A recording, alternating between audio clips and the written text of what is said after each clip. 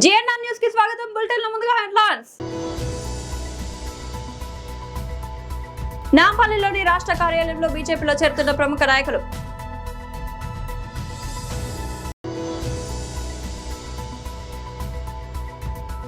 తెలంగాణ భవన్లో MLC Dasoju Shravan Kumar press meet.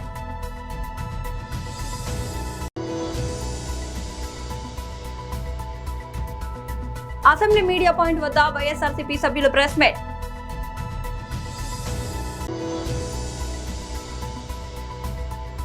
సినీ నటి అనసూయపై బోరపడ్డ police స్టేషన్లో కేసు నమోదు.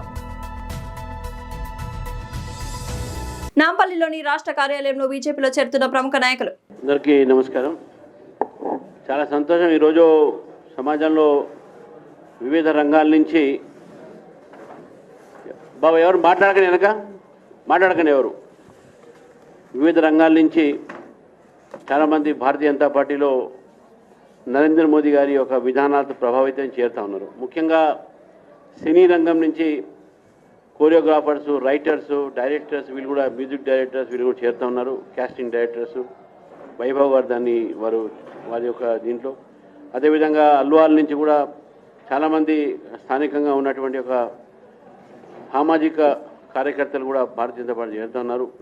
మరి కొన్ని BJP backward class leaders, BC leaders కూడా ముషీరాబాద్ ప్రాంతం నుంచి కూడా భారతీయ జనతా పార్టీ చేరుతూ ఉన్నారు.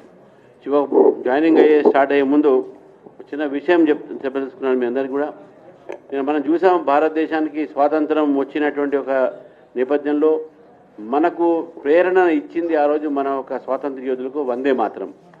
కానీ ఆ వందే మాతరం గేయాన్ని కూడా సోనియా గాంధీ గారు ఏ విధంగా ఆ ఒక సమయంలో వందే మాతరం ఆలాపించే సమయంలో అసహనంగా ఆపమని చెప్పేసి చూసిన స్పష్టంగా మనకు టీవీలో కనబడ్డాయి. మల్లికార్జున ఖర్గే గారు, అదేవిధంగా నాన్ ఫోకల్గా ఉన్నది రాహుల్ గాంధీ గారు అటు ఇటు తిత్తరబిద్దర చూస్తూ ఉన్నాడు. అసలు వీళ్ళకు దేశం అంటే, దేశం ఒక సింబల్స్ అంటే, దేశం ఒక పాటలు అంటే వీళ్ళకి గౌరవం లేదు. కాంగ్రెస్ పార్టీకి కేవలం ఒక నెహ్రూ కుటుంబం మాత్రమే వాళ్ళకు దేశం అనుకుంటారు, వారిని వాళ్ళే అనుకుంటారు. ఈరోజు కేరళ ఒక అసెంబ్లీలో కూడా వందే మాతరం పాడకపోవడం అనేది ఇది కాంగ్రెస్ పార్టీ దేశ వ్యతిరేక, దేశాన్ని అవమానపరిచేటటువంటి రీతిలో వాళ్ళు ప్రవర్తిస్తున్నారనే విషయాన్ని మనం గుర్తుపెట్టుకోవాలి. ఇది చాలా ఘోరమైన విషయం. అందుకే ఈరోజు దేశాన్ని విచ్ఛిన్న చేసేటటువంటి కొన్ని శక్తులు ఉన్నాయి. ఈరోజు చాలామంది విద్యార్థుల్ని, యువకుల్ని ఈరోజు వారి యొక్క మైండ్ బ్రెయిన్ వాష్ చేసి అర్బన్ నెక్సాల్స్గా అన్నటువంటి ఒక వ్యక్తులు ఈరోజు దిమాగి అంటే ఇంటలెక్చువల్ నెక్సాల్స్, అడవిలో నెక్సాల్స్ అయిపోయింది. వాళ్ళు తుపాకీ అందరూ ఇచ్చేశారు. అక్కడ ఈ యొక్క సిద్ధాంతానికి బూజు పట్టింది అనేది వాళ్ళు వదిలేసిపోతే ఈరోజు మళ్ళీ విద్యార్థుల్ని, కొత్త తరాన్ని దేశ వ్యతిరేకంగా వాళ్ళు ఏదైతే తయారు చేసేటటువంటి ఒక యంత్రాంగం పెట్టుకున్నారో విశ్వవిద్యాలయాల్లో, అఫ్జల్ గురు హమ్ షర్మిందా హై తెరే ఖాతిర్ జిందా హై లాంటి ఒక నినాదాలు ఈరోజు ఇప్పించి వాళ్ళతోని దేశ వ్యతిరేకంగా ఈరోజు పనిచేసేటటువంటి ఒక శక్తులు నిర్మాణం చేసేటటువంటి ఒక ఏదైతే ఈ యొక్క వ్యక్తులు ఉన్నారో యూనివర్సిటీస్లో టుకుడే గ్యాంగ్ని ఈరోజు వాళ్ళు అక్కడ డెవలప్ చేస్తున్నటువంటి వ్యక్తులు ఈరోజు దేశాన్ని విచ్ఛిన్నం చేసే ప్రయత్నం చేస్తారు. They are trying to break India అనే విషయాన్ని మనం గుర్తుపెట్టుకోవాలి. కాబట్టి ఈ నేపథ్యంలో ఇంత పెద్ద ఎత్తున ఈరోజు మన దగ్గర చేయడానికి వచ్చారు. చాలా సంతోషం. దీనిలో చాలామంది యువకులు ఉన్నారు. మీ అందరూ కూడా నేను పార్టీలో ఈరోజు ఆహ్వానిస్తూ లక్ష్మణ్ గారి యొక్క నాయకత్వంలో వీరందరూ కూడా పార్టీలో చేరాలని చెప్పేసి కూడా పేరు పేరున పిలిచి వారు రావాల్సిన కోరుతా ఉన్నాను. తెలంగాణ భవన్లో MLC Dasoju Shravan Kumar press meet. చెప్పండి ఈ మాట నాకు నవనీతరావు గారు వీసీ లాడ్జ్లో ఉస్మానియాలో లేరు. ఆయన చనిపోయినారు. పెద్ద vice chancellor, very successful vice chancellor NT Rama Rao గారి కాలంలో. మంత్రం లెక్క అన్వయించుకొని చాలాసార్లు రాజకీయాల్లో ఎవరన్నా పరుషంగా మాట్లాడినప్పుడు అదే పరుషమైన పద్ధతిలో సమాధానం చెప్పొద్దు అని చెప్పని, లేకపోతే ప్రతిదానికి ఏనుగులు పోతుంటే కుక్కలు మొరిగిన ప్రతిదానికి సమాధానం చెప్పొద్దు అని చెప్పని అనుకుంటాం. కానీ తప్పట్లేదు. ఎందుకంటే రేవంత్ రెడ్డి ఒక హ్యాబిచువల్ అఫెండర్గా మారిపోయిండు, ఒక సైకోపాత్ లెక్క మారిపోయిండు.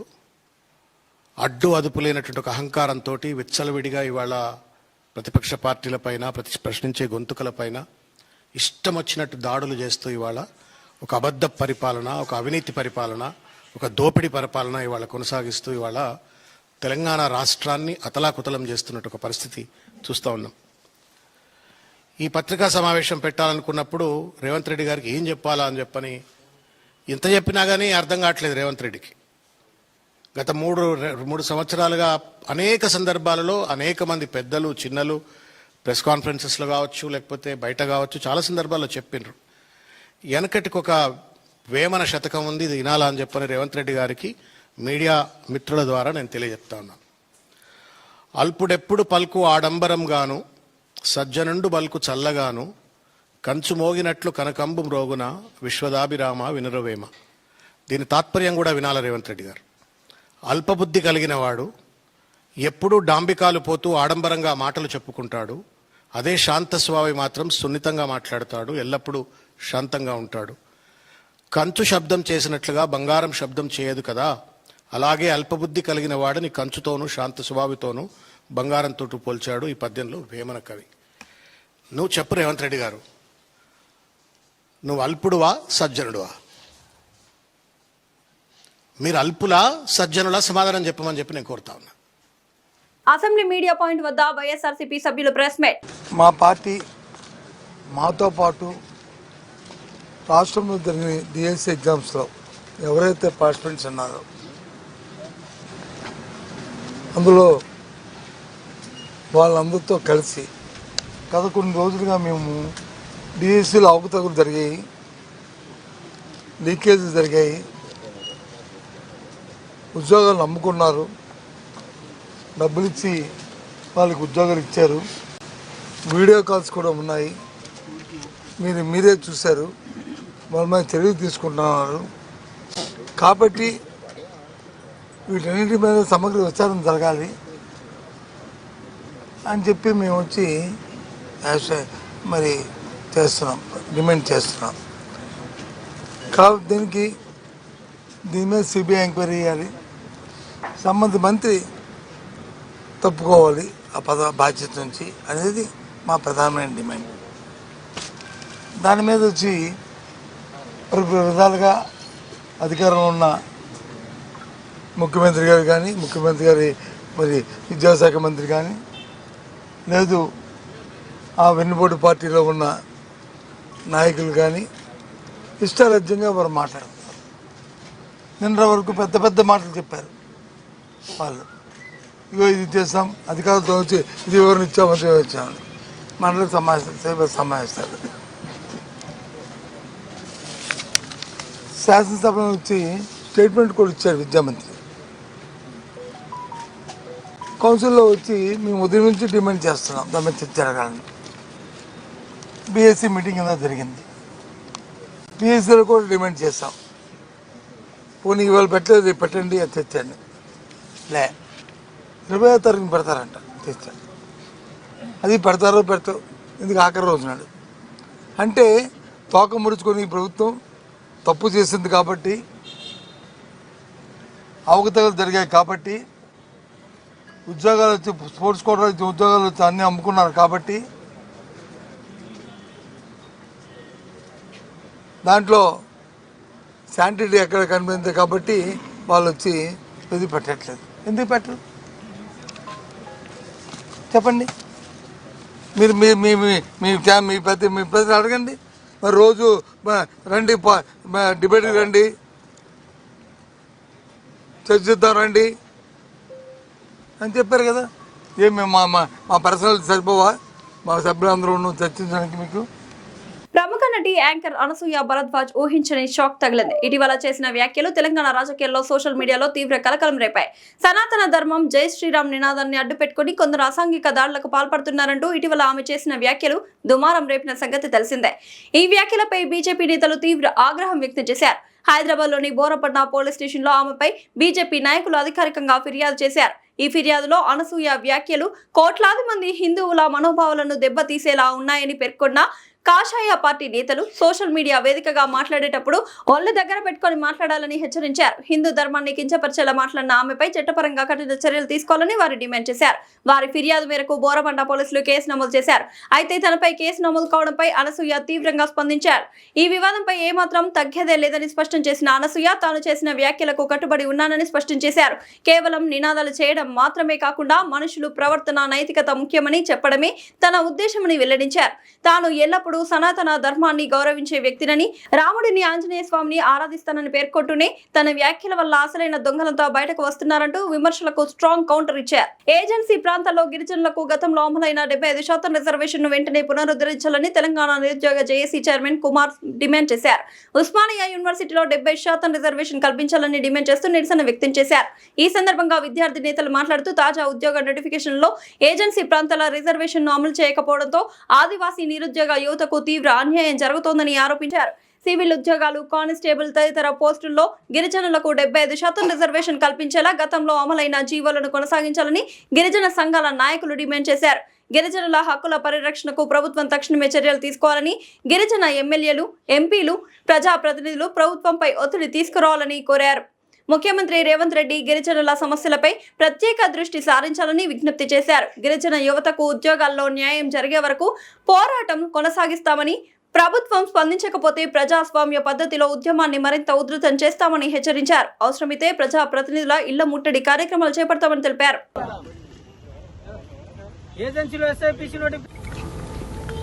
ఈరోజు ఈ తెలంగాణ ప్రభుత్వంలో కాంగ్రెస్ ప్రభుత్వం రాక ఏకైక నోటిఫికేషన్ ఎస్ఐపిసి నోటిఫికేషన్ ఇవ్వడం జరిగింది. దాంట్లో భాగంగా మా ఏజెన్సీలో జీవో నెంబర్ 49 ప్రకారం 75% మా ఏజెన్సీ గిరిజనులకు ఈ రిజర్వేషన్ వర్తించాలి. కానీ గత నోటిఫికేషన్లో ఈ జీవోను ఇంప్లిమెంట్ చేసి ఈ నోటిఫికేషన్లో ఇంప్లిమెంట్ చేయకపోవడం వల్ల ఏజెన్సీ ప్రాంతాల్లో ఉన్న గిరిజనులు మేము 4th గ్రేడ్ పోస్టుల కోసమే పోరాటం చేస్తూ ఉంటాం. ఇలా 29 సెక్టార్లలో ఉన్న జిల్లా స్థాయి పోస్టులకే మీకు వర్తిస్తుంది. ఇవాళ గ్రూప్ 2 కానీ గ్రూప్ 1 కానీ ఆ స్థాయిలో పోటీ పడినా కూడా మేము ఉద్యోగాలు సాధించని పరిస్థితి. ఎందుకంటే ఇప్పుడు దాకా చూడండి, చరిత్రలో ఎవరైనా మా గిరిజన బిడ్డలు, ఏజెన్సీ బిడ్డలు ఈ గ్రూప్ 1 గ్రూప్ 2 ఉద్యోగాలు సాధించారా? చూడండి, మీ రికార్డు ప్రకారం ఒక్కళ్ళకంటే ఒక్కళ్ళకు కూడా ఉద్యోగం రాని పరిస్థితి. మేము ఆశపడేది ఎంతో కొంత. ఇలా ఈ 4th గ్రేడ్ పోస్టులకు సంబంధించి మేము పోరాటం చేస్తూ ఉంటే దాంట్లో మా గిరిజనులు కొంచెం దృఢంగా ఉంటారు. ఆ పోస్టులలో కూడా మాకు ఇలా ఉద్యోగం లేకుండా చేస్తూ ఉన్నారు రేవంత్ రెడ్డి. మా గిరిజనులంటే ఇంత చిన్న చూపు ఎందుకో దీనికి మీరు పునఃపరిశీలించి జీవో నెంబర్ 49ను వెంటనే దాని ద్వారా 75% లోకల్ రిజర్వేషన్ ద్వారా ఏజెన్సీ వాళ్ళకి భర్తీ చేయాలని చెప్పేసి మేము రేవంత్ రెడ్డికి రిక్వెస్ట్ చేస్తూ ఉన్నాం.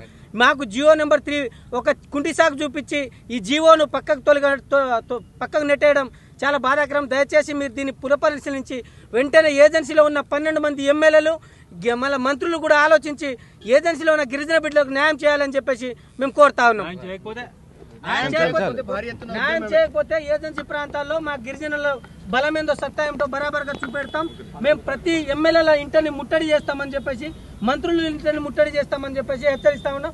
ఇవాళ ఈ కాంగ్రెస్ ప్రభుత్వం ఏజెన్సీ గిరిజనుల ఓట్లపైనే ఇవాళ గద్దెనెక్కింది. వాళ్లకు భవిష్యత్తులో పుట్టగతులు ఉండకుండా చేస్తామని చెప్పేసి కూడా హెచ్చరిస్తా ఉన్నాం. ఈ రోజు జగిత్యాల పట్టణంలోని వివిధ ఆలయాలలో నాగుల పంచమి పండుగను భక్తి శ్రద్ధలతో ఘనంగా జరుపుకున్నారు. మహిళలు, భక్తులు భక్తి శ్రద్ధలతో ప్రత్యేక పూజలు నిర్వహించారు. తెల్లవారుజాము నుంచే మహిళలు, భక్తులు పుట్టల వద్దకు చేరుకొని నాగదేవతకు పూజలు చేశారు. నాగుల పంచమి సందర్భంగా పుట్టలలో పాలు పోసి పసుపు, కుంకుమ పూలతో నాగదేవతను పూజించారు. నాగదేవతకు నైవేద్యాలు సమర్పించి కుటుంబ సభ్యుల ఆయురారోగ్యాలతో సుఖ సంతోషాలతో ఉండాలని భక్తులు మొక్కులు చెల్లించుకున్నారు. ప్రతి ఏటా శ్రావణ మాసంలో శుక్లపక్ష పంచమి తిథి నాడు ఈ నాగపంచమి పండుగను జరుపుకుంటారు. హిందూ సాంప్రదాయంలో నాగపాము ఒక భాగం. ఎందుకంటే హిందువులు పామును దేవతగా కొలుస్తారు. అంతేకాకుండా సర్పాలను ఆరాధిస్తూ నాగపంచమి, నాగుల చవితి వంటి పండుగలను మన దేశంలో జరుపుకుంటారు. నాగపంచమి నాడు సర్పాలను పూజించడం వల్ల విషపూరితమైన పాముల నుండి రక్షణ లభించడమే కాకుండా జీవితంలో శ్రేయస్సు, పురోగతి ఉంటుందని ప్రజలు నమ్ముతారు.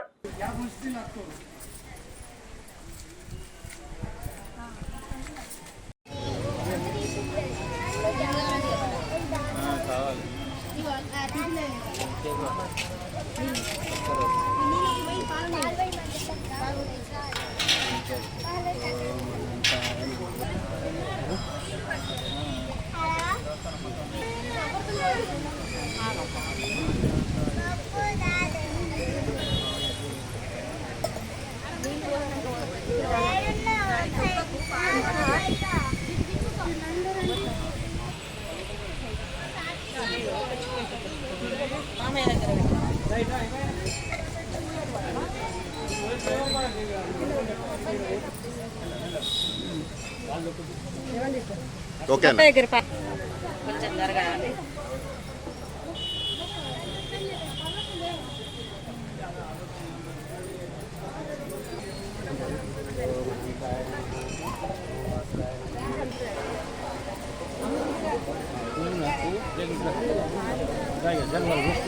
నంద్యాల జిల్లా నందికొట్కూరు నియోజకవర్గంలో రైతులకు అవసరమైన ఎరువులను సకాలంలో అందించాలని వ్యవస్థను వెంటనే సరిచేయాలని CPI ML liberation party Nandyal జిల్లా ప్రధాన కార్యదర్శి పిక్కిలి వెంకటేశ్వర్లు డిమాండ్ చేశారు.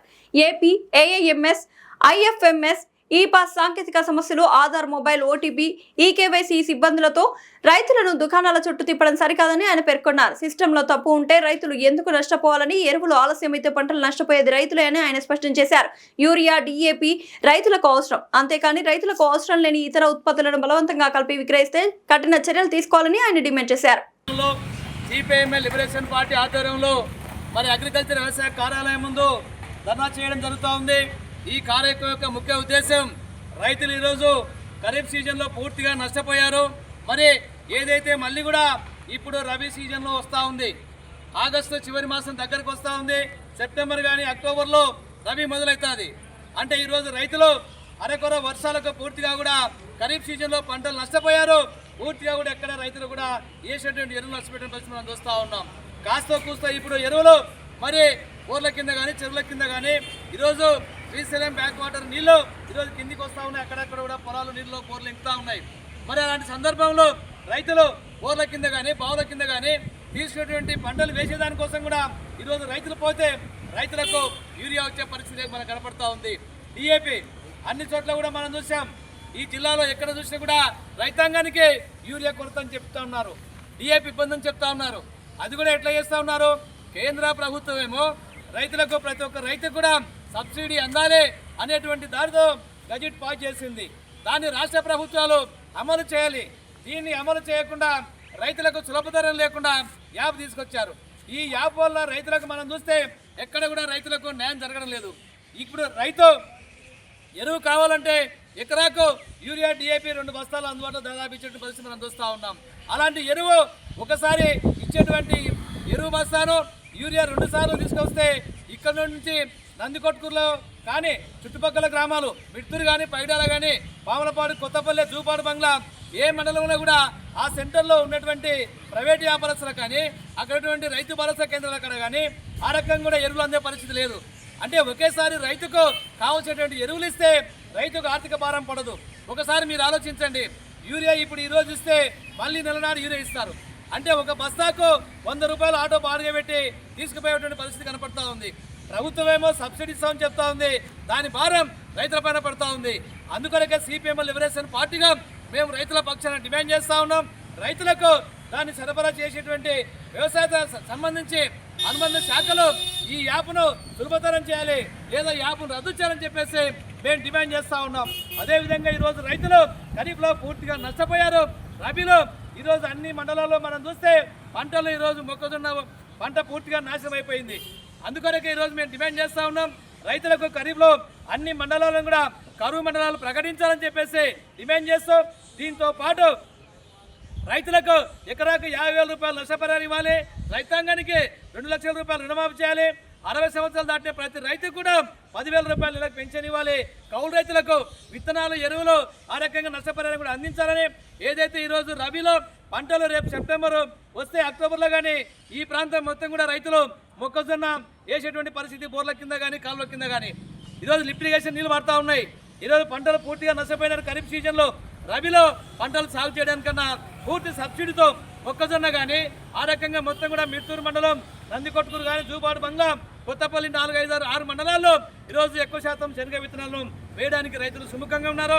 అందుకనే 100% సబ్సిడీతో రైతులకు శనగ విత్తనాలను పంపిణీ చేయాలని, మిగతా రైతుల మినుము కానీ ఆ రకంగా తదితర పంటలను పూర్తి సబ్సిడీతో ఇవ్వాలని చెప్పేసి మేము డిమాండ్ చేస్తాం. ఏదైతే ఈ ఎరువులను సులభతరం చేయకపోతే రాబోయే కాలంలో ఇప్పుడే మనం చూసాం, ఈ సంవత్సరం అరకొర వర్షాలకే వ్యాప వల్ల రైతులు ఇబ్బంది పడతా ఉన్నారు, అధికారులు ఇబ్బంది పడతా ఉన్నారు. మీ సేవలకు పోయినా, ప్రైవేట్ వ్యాపారస్తుల దగ్గరికి వెళ్ళినా, ఎక్కడ చూసినా కూడా ఇబ్బంది పడేటువంటి పరిస్థితి యాప్ ఉంది. ఈ యాప్ను తక్షణమే తొలగించాలి, సులభతరం చేయాలని చెప్పేసి సిపిఎం లిబరేషన్ పార్టీగా డిమాండ్ చేస్తా ఉన్నాం. నా పేరు Pikkili Venkateswarlu, CPM liberation party జిల్లా కార్యదర్శి. ఈ అర్జీ వినతిపత్రాన్ని ఏడీఓ గారికి, గిరీష్ సార్ గారికి అందివనం. ఈ కార్యక్రమంలో మహిళా సంఘం జిల్లా అధ్యక్షురాలు లక్ష్మీదేవి, మరియు జిల్లా కార్యదర్శి బీబీ, మరియు జిల్లా రైతు సంఘం నాయకులు సుధాకర్ గారు, మరియు కాటేపోగు స్వామన్న, రామకృష్ణ, మరియు త్యాగరాజు గారు తదితరులు ఈ కార్యక్రమంలో, భాస్కర్ గౌడ్, కృష్ణ తదితరులు ఈ కార్యక్రమంలో పాల్గొన్నారు. వర్ధిల్లాలి సిపిఎంఎల్ లిబరేషన్, వర్ధిల్లాలి. వర్ధిల్లాలి సిపిఎంఎల్ లిబరేషన్, వర్ధిల్లాలి. రద్దు చేయాలి యాప్ను, రద్దు చేయాలి. రద్దు చేయాలి యాప్ను, రద్దు చేయాలి. సకాలంలో ఎరువులను ఇవ్వాలి, ఇవ్వాలి. ఇవ్వాలి సకాలంలో ఎరువులను, ఇవ్వాలి. రద్దు చేయాలి యాప్ను, రద్దు చేయాలి. బులెటిన్ ముంచం హెడ్లైన్స్ మరోసారి. నాంపల్లిలోని రాష్ట్ర కార్యాలయంలో బీజేపీలో చేరుతున్న ప్రముఖ నాయకులు.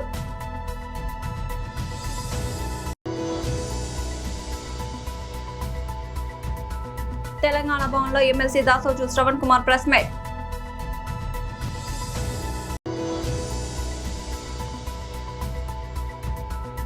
అసెంబ్లీ మీడియా పాయింట్ వద్ద వైఎస్ఆర్సీపీ సభ్యులు ప్రెస్ మీట్.